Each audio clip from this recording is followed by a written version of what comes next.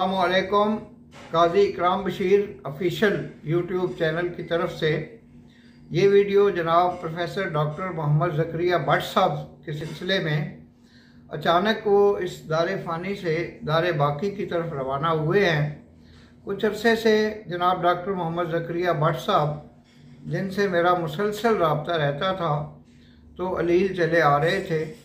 उनकी तबीयत जो है वो नासाज थी और घर पे ही वो आराम फरमा थे, तो उनसे अक्सर व बेशतर मेरा फ़ोन पे मोबाइल पे रब्ता रहता था।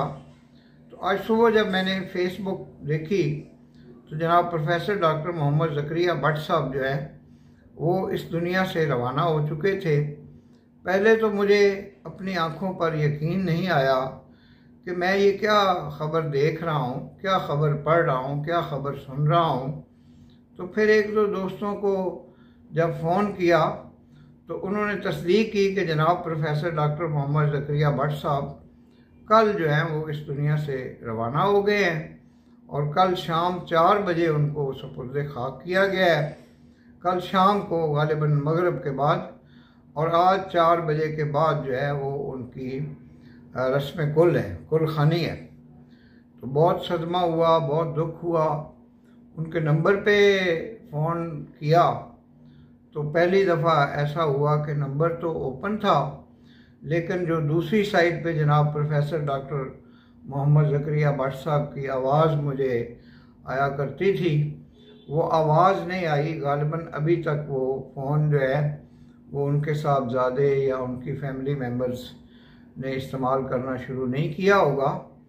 तो बहुत ज़्यादा इस वजह से भी दुख हुआ कि ये जो महीना गुज़रा अगस्त का, इसमें पहले तो जनाब काजी आफाक हुसैन साहब जो हैं वो इस दुनिया से रुखसत हो गए और उसके बाद जो उस्ताद मोहतरम डॉक्टर सैयद मोहम्मद अकरम शाह इकराम, जो फ़ारसी ज़बान व अदब के बुज़ुर्ग तरीन उस्ताद थे पाकिस्तान में, तो वो इस दुनिया से रुखसत हुए।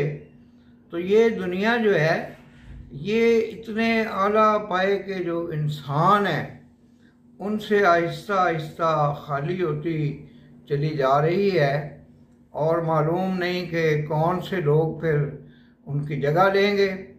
जनाब प्रोफेसर डॉक्टर मोहम्मद ज़करिया भट्ट साहब से मेरा तारुफ तो एक बड़े तवील अरसे से था और 1984 में जब वो पंजाब पब्लिक सर्विस कमीशन में ग्रेड 19 में प्रोफेसर सिलेक्ट होके, तो वो एक बैच था जिसमें जो जितने भी PhD असातिज़ा ग्रेड 19 में सिलेक्ट हुए थे 1984 में, उनको मुख्तलिफ जगहों पे प्रिंसिपल मुकर्रर किया गया था।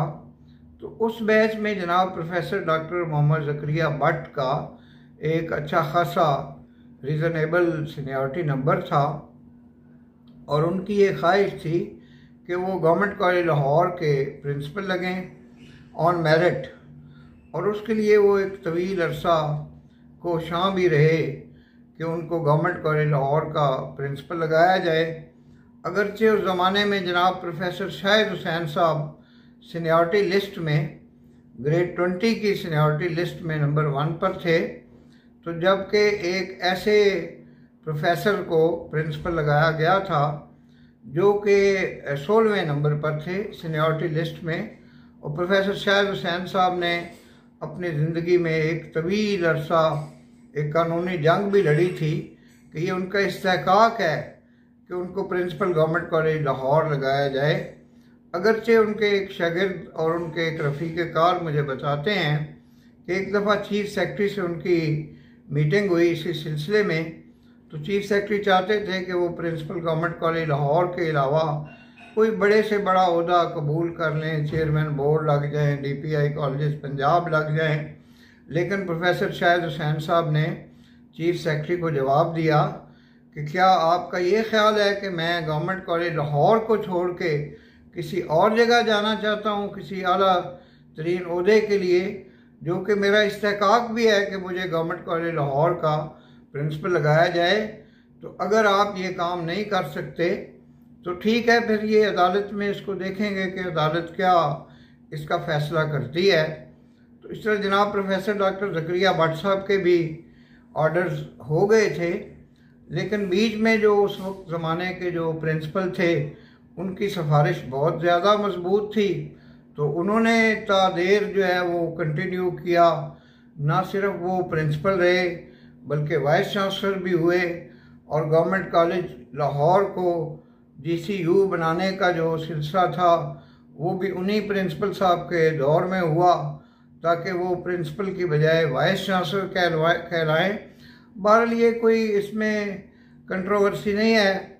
हमारे लिए जितने भी असातिज़ा कराम हैं, प्रोफेसर्स हैं, प्रिंसिपल्स हैं, और गवर्नमेंट कॉलेज लाहौर से रिलेटेड जितनी भी शख्सियात हैं, वो सब की सब काबिल एहतराम है। उसमें कोई ये मैटर नहीं करता कि ABCD या XYZ जो है कोई भी हो। गवर्नमेंट कॉलेज लाहौर है, हमारी मादरे इल्मी है, 1864 से इस इदारे का क़याम अमल में लाया गया था।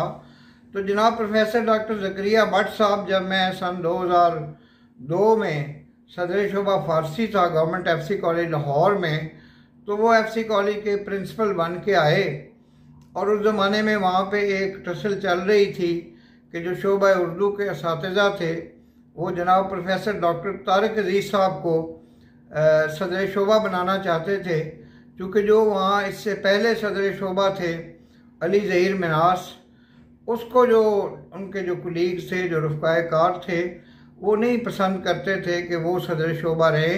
डॉक्टर तारिक अजीज़ जो कि एक हर दिल अजीज़ शख्सियत थे, मरंजा मरइन थे, TV के प्ले राइटर थे, एक जिद्दोजहद की ज़बरदस्त अलामत थे कि उन्होंने एक माजूरी के बावजूद जो है अपनी ज़िंदगी को बहुत ज़्यादा मुतहर्रिक बनाया, डॉक्टरेट की, प्रोफेसर बने, सदर शोबा बने बाद में उर्दू के।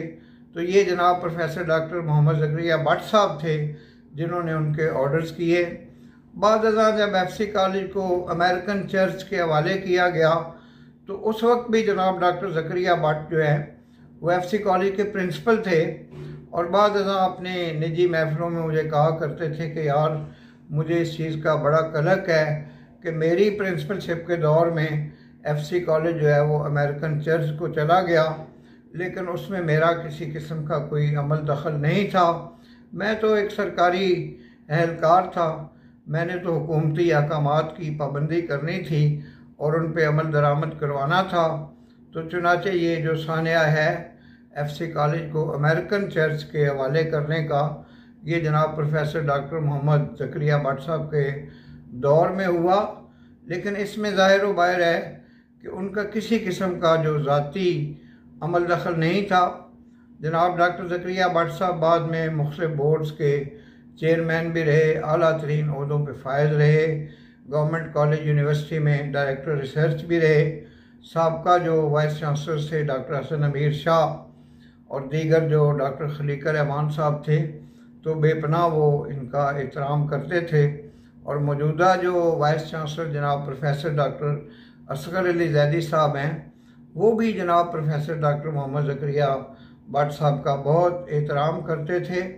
तो ये एक बड़ी शफीक, खुलीक और हलीम और जो लाहौर के कल्चर की नुमाइंदा शख्सियत थी जनाब प्रोफेसर डॉक्टर मोहम्मद ज़करिया भट्ट साहब।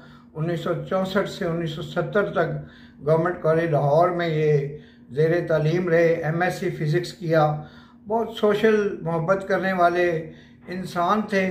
जितनी मोहब्बत इस दुनिया में जनाब प्रोफेसर डॉक्टर ज़करिया भट्ट साहब ने अपने दोस्तों से, अपने रफ़क़ाए कार से, अपने शागिर्दों से, अपने अहले खाना से, अपने रिश्तेदारों से, सब से की है, तो इतना मोहब्बत करने वाला इंसान जो है वो इस दुनिया में दोबारा नहीं आएगा।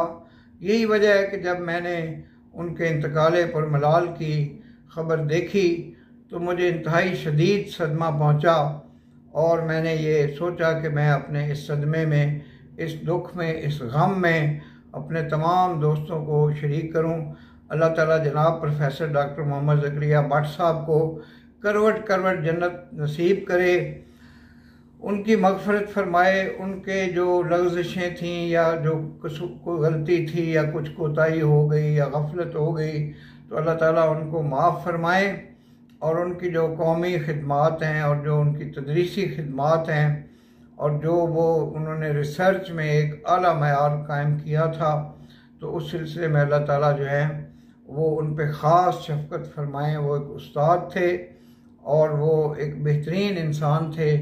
तो मैं उनकी मग़फ़रत के लिए और जो लवाहिकीन हैं, पसमानदगान हैं, उनके लिए सब्र जमील की दुआ करता हूँ और उनके जो जितने भी शागिर्द हैं उनके लिए भी एक तसल्ली का हरफ जो है वो कहना चाहता हूँ।